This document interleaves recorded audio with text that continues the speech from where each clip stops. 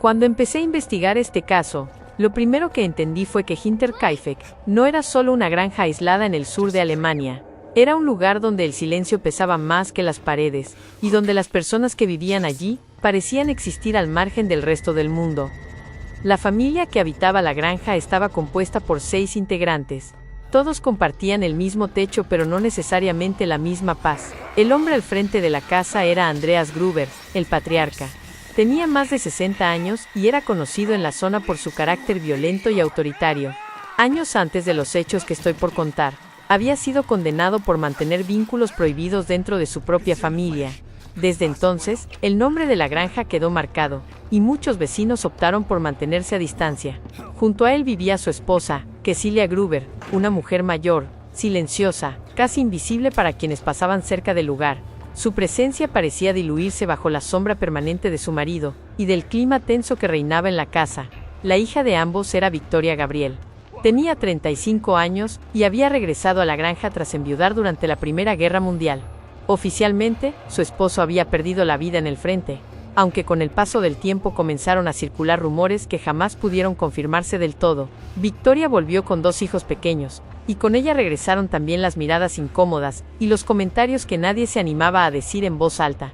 La mayor de los niños era Cecilia, de 7 años, una nena que asistía a la escuela local, y que parecía ser la única conexión visible entre la granja y el mundo exterior. El más pequeño era Joseph, de apenas 2 años. Su origen fue, durante mucho tiempo, motivo de murmullos constantes. Nadie podía asegurar con certeza quién era su padre, y ese detalle convirtió al niño en el centro de una tensión que nunca terminó de disiparse. La 6ª persona no formaba parte de la familia. Era María Baumgartner, la nueva empleada doméstica.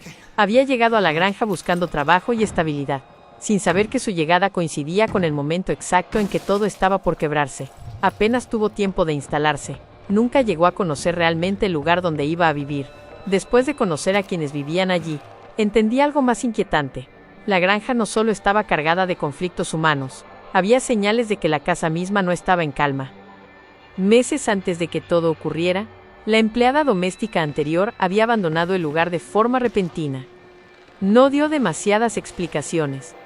Solo repitió una frase, una y otra vez, que la casa no estaba vacía cuando debería estarlo. Decía escuchar pasos por la noche, movimientos en el ático, ruidos que no coincidían con la presencia de ninguna persona. Para ella, algo más compartía ese espacio. Nadie le creyó del todo. En el campo, los ruidos suelen tener explicaciones simples. El viento, los animales, la madera vieja. Pero aún así, su salida dejó una sensación extraña, como si hubiese visto algo que no supo, o no quiso, describir mejor. Tiempo después ocurrió otro episodio difícil de explicar. Andreas Gruber encontró un periódico de la ciudad de Múnich tirado dentro de su propiedad. Nadie en la casa lo había comprado. El cartero nunca lo había entregado. No había motivo para que estuviera allí. Era un detalle menor, casi insignificante, pero completamente fuera de lugar.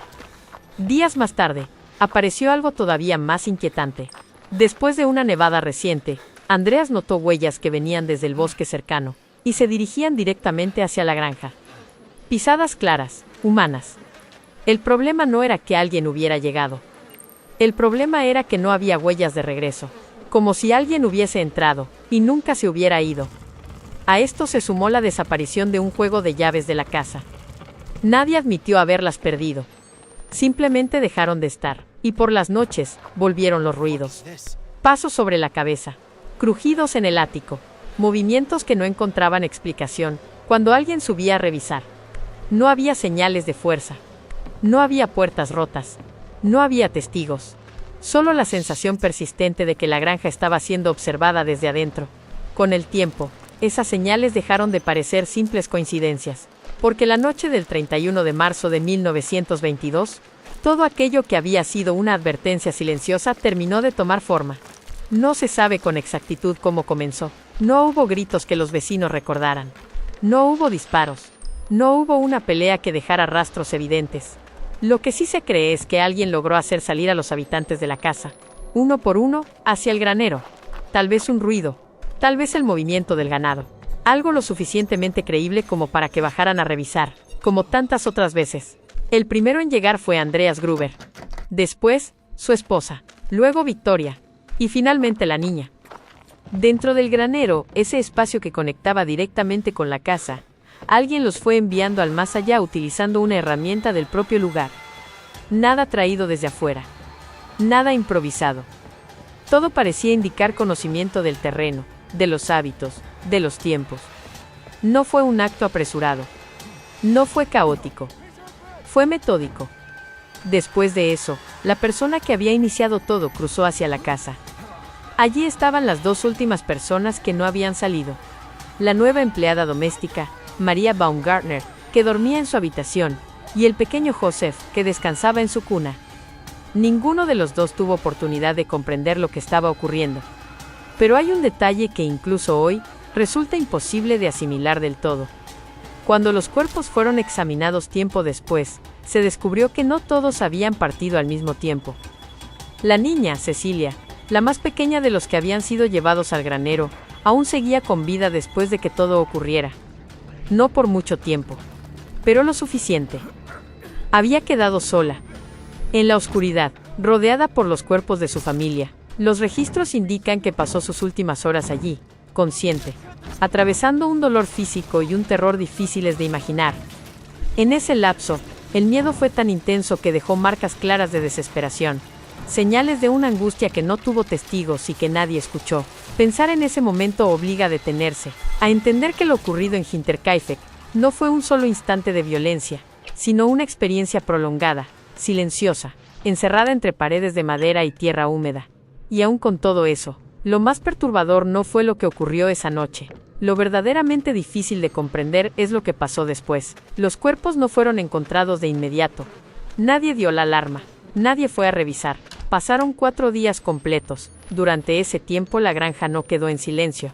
Vecinos recordaron haber visto humo saliendo de la chimenea, como si alguien siguiera encendiendo el fuego para combatir el frío. El ganado fue alimentado con normalidad. Se cortó comida de la despensa. El pan desaparecía de la cocina. Todo indicaba que la rutina continuaba, como si la casa siguiera habitada. El 1 de abril, 2 vendedores ambulantes se acercaron al lugar. Notaron una puerta abierta y llamaron varias veces. Nadie respondió. Les resultó extraño, pero no lo suficiente como para entrar. Se marcharon sin saber que, del otro lado de esas paredes, el tiempo llevaba días detenido. Un mecánico también pasó por la granja para reparar un motor. Trabajó allí durante horas, completamente solo. Escuchó al perro ladrar desde adentro de la casa. Sintió una presencia constante, una incomodidad difícil de explicar. Pero nunca vio a nadie. Cuando terminó su trabajo, se fue. En otra ocasión, un vecino vio el horno encendido en plena noche. Al acercarse, alguien lo apuntó con una linterna directa al rostro. La luz fue tan intensa y repentina que lo asustó. Se dio media vuelta y huyó. Más tarde recordaría que del humo salía un olor extraño, pesado, imposible de identificar con claridad. Recién el 4 de abril, 4 días después de aquella noche, alguien notó que la niña no había asistido a la escuela. Esa ausencia fue lo que finalmente despertó la preocupación. Un pequeño grupo de vecinos decidió ir a la granja. Quien encabezó la visita fue Lorenz Schlittenbauer, el vecino más cercano y antiguo conocido de la familia. Al llegar, encontraron el granero cerrado. Al entrar, descubrieron los cuerpos cubiertos parcialmente con paja. La reacción fue desigual. Algunos retrocedieron. Otros quedaron paralizados. Schlittenbauer, en cambio, avanzó. Se comportó con una calma que muchos consideraron inquietante. No dudó. No vaciló. Abrió una puerta de la casa que estaba cerrada. Utilizando una llave, entró solo. Dijo estar buscando al niño pequeño. En ese recorrido, movió cuerpos. Tocó objetos. Alteró la escena antes de que llegaran las autoridades. Cuando finalmente se dio aviso, ya era tarde. Cualquier rastro claro había quedado comprometido. A lo largo de los años, Schlittenbauer fue interrogado en múltiples ocasiones. Nunca se lo pudo vincular de manera definitiva con lo ocurrido. No hubo juicio. No hubo condena. Con el paso del tiempo, el caso se transformó en algo más que un expediente sin resolver. Las autoridades interrogaron a decenas de personas. Revisaron hipótesis. Persiguieron pistas que no llevaron a ningún lado. La escena había sido alterada. Las pruebas eran escasas. Y el silencio, como siempre, pesaba más que las palabras. Uno de los nombres que nunca dejó de aparecer fue el de Lawrence Schlittenbauer. Vecino cercano, antiguo vínculo de Victoria, posible padre del niño. Conocía la granja. Conocía los horarios. Conocía la familia. Y había sido el primero en entrar, y el primero en alterar lo que encontró. Aún así nunca se logró probar nada de forma concluyente. No hubo juicio. No hubo una verdad oficial. Décadas más tarde, el caso fue revisado nuevamente con técnicas modernas. Se analizó todo lo que quedaba. Se compararon testimonios. Se llegó a una conclusión inquietante. El caso ya no podía resolverse. La falta de pruebas físicas hacía imposible señalar a un responsable de manera definitiva. Sin embargo, quienes reabrieron el archivo afirmaron algo más. Dijeron haber identificado a la persona más probable detrás de todo, pero eligieron no revelar su nombre. No por falta de convicción, sino por respeto a los descendientes que aún vivían. La granja de Hinterkaifeck fue demolida poco tiempo después de lo ocurrido. Hoy, en ese campo vacío, solo queda un pequeño monumento. Nada más. Ninguna pared, ningún techo, ninguna señal de lo que allí pasó. Y aún así, la historia permanece, porque alguien envió a una familia entera al más allá, y luego se quedó a vivir entre sus cosas, durmió bajo su techo, encendió su fuego, y caminó por esa casa como si nada hubiera cambiado.